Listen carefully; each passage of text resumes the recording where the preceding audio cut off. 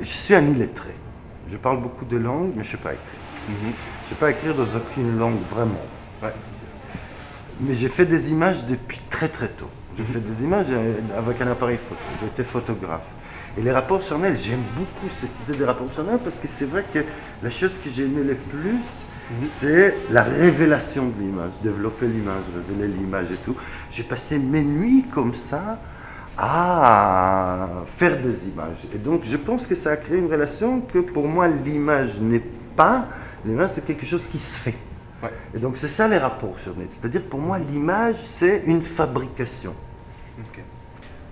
Quel regard tu portes, toi, aujourd'hui, sur le jeune homme que tu étais quand tu arrives à Paris en 85?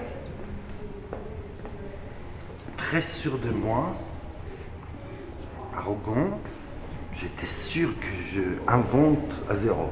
C'est-à-dire qu'avant moi, il n'y avait presque rien. Ça m'a donné énormément de force et de courage de faire. Je ne connaissais rien, je ne connaissais pas les cinémas de commentaires. Et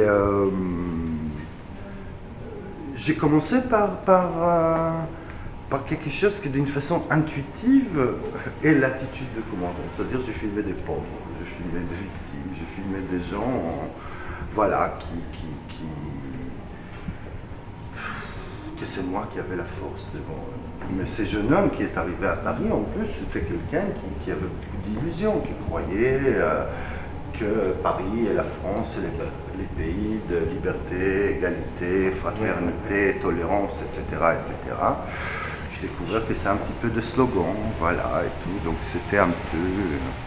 c'était un réveil difficile, ça a pris quelques temps. En plus, je ne savais pas que je devais rester. Ok. Moi, j'avais une question. Ouais. Je voulais savoir si tu penses qu'il faut avoir un ego surdimensionné pour faire du cinéma, ou si c'est pas une condition sine qua non.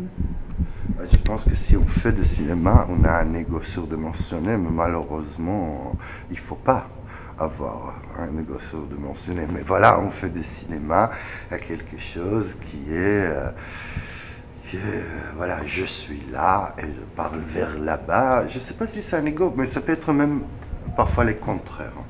C'est-à-dire, c'est pouvoir se cacher derrière la caméra et en même temps avoir une présence extrême, c'est presque, ça permet de pallier sur timidité, intimidation, etc. Donc c'est à double tranchant.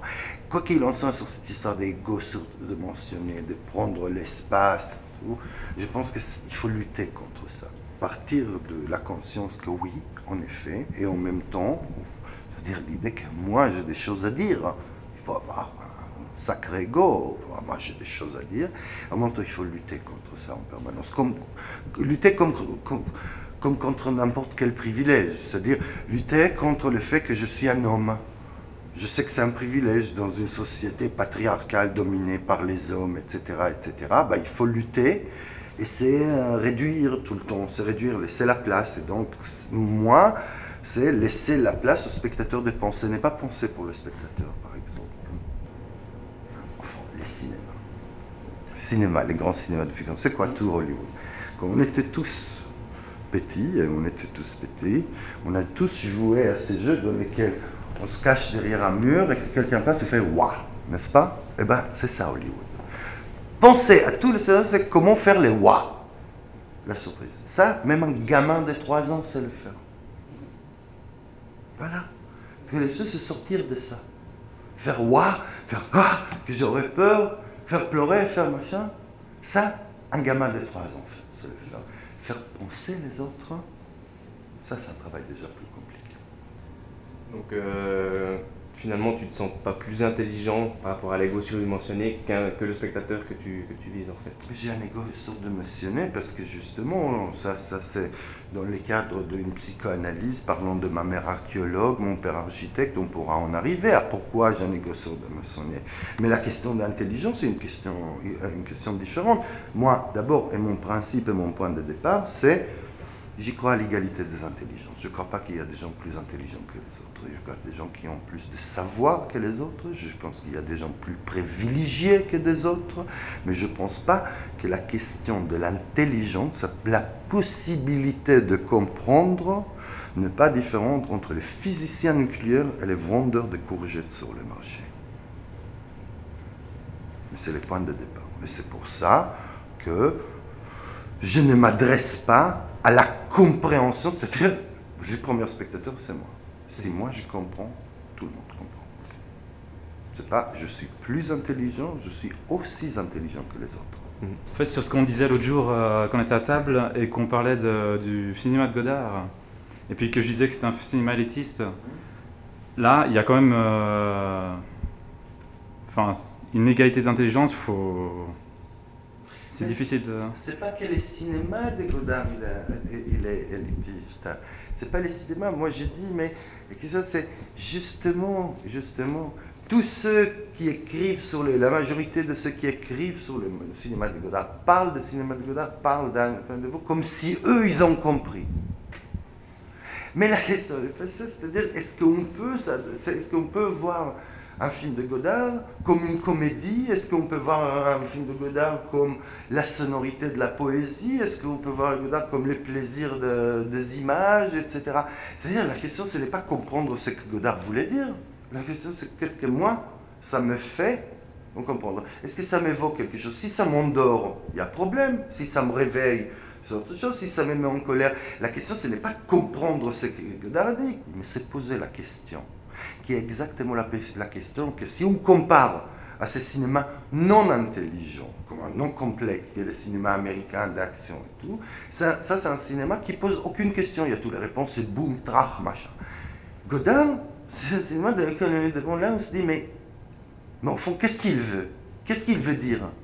Eh bien, poser une question, c'est l'acte le plus intelligent qui existe. C'est-à-dire, mais qu'est-ce que je suis en train de voir, bordel, qu'est-ce qui est devant moi?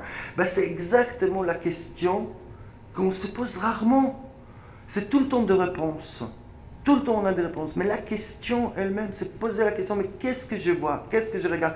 Et tout d'un coup, je regarde un Godard, je dis, mais qu'est-ce que je vois? Alors le lendemain, je regarde les JT, et puisque j'ai été dans cet exercice, et je pense que une chose qui est peut-être la plus importante, si on prend Godard, on pourra prendre d'autres choses, c'est les sentiments de liberté. Il fait qu'est-ce qu'il veut, quand il veut, il ne tient pas compte de ça, il est libre. Et donner les sentiments aux autres de la possibilité de s'émanciper de la loi, des règles, machin, et faire comme on veut, c'est un partage de liberté. Voilà, moi aussi je ne comprends pas tout le film de Godard. Ça, c'est la question économique et distribution. On peut se poser la question, mais pourquoi les films intelligents, au sens de qui font réfléchir, ont moins de moyens de distribution que ceux qui ne l'ont pas?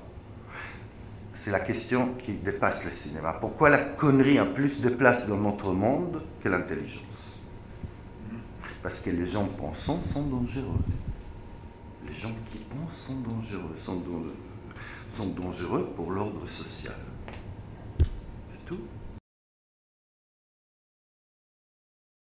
J'ai envie d'aller dans ce truc qui paraît toujours comme un truc un petit peu pas bien, qui s'appelle la provocation. Moi j'ai envie de provoquer. Moi j'ai envie de provoquer la pensée. Moi j'ai envie de provoquer les plaisirs de réfléchir. Moi j'ai envie de provoquer une contre-façon de voir les choses. Voilà, j'ai envie de provoquer. C'est-à-dire moi aussi je suis d'une certaine manière les gamins de 3 ans qui fait wa, mais il ne fait pas wa qu'avec des sons dans les noirs, c'est de faire un wa un petit peu plus sophistiqué.